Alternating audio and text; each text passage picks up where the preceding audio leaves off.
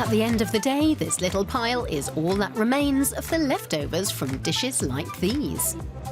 David Suchi and Yasmin Martin have opened Freya, Germany's first zero-waste restaurant in Berlin. Every city, every restaurant in general should produce things in a more sustainable way, whether they take up the zero-waste cause or not. Operators have a big responsibility towards their guests and the environment, because people who produce a lot also produce a lot of waste. The couple are vegans who've been trying to produce as little garbage as possible for years. At their zero-waste restaurant, the produce comes from local organic farms and is free of plastic packaging.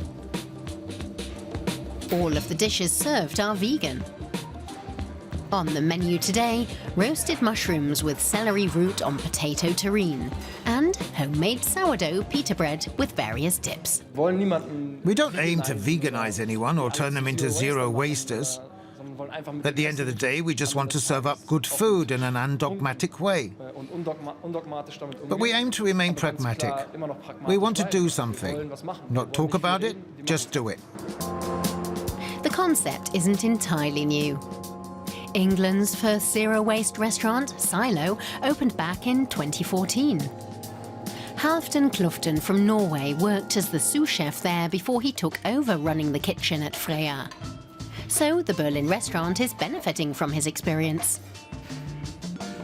We do a lacto fermentation with salt, water, and whatever seasonal vegetable we can get. So the vegetable gets fermented, and you get a much more interesting flavor. And we can also use the liquid instead of vinegar or oil to make sauces or dressings. So we use that all over the menu. Sustainability and ecological awareness are also reflected in the interior design. The napkins are made of cloth, the furniture is second-hand, herbs are stored in glass, not plastic, and the lamps are made from mushroom fibre. The concept is thought through down to the smallest detail. But do the guests realise that? The concept is interesting. I'm also reading a book about this at home, but that's not the main reason I'm here.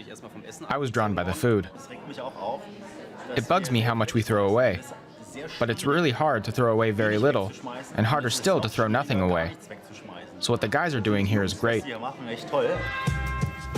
So what happens to the vegetable peelings and leftovers? That's where this composter comes in. At temperatures of between 60 and 120 degrees Celsius, a host of bacteria are hard at work in the machine. At the end of the evening, all of the food scraps we've collected go in here. And within 24 hours, this turns them into compost that can be put on fields just the way it is. And so the food cycle closes in a completely natural way.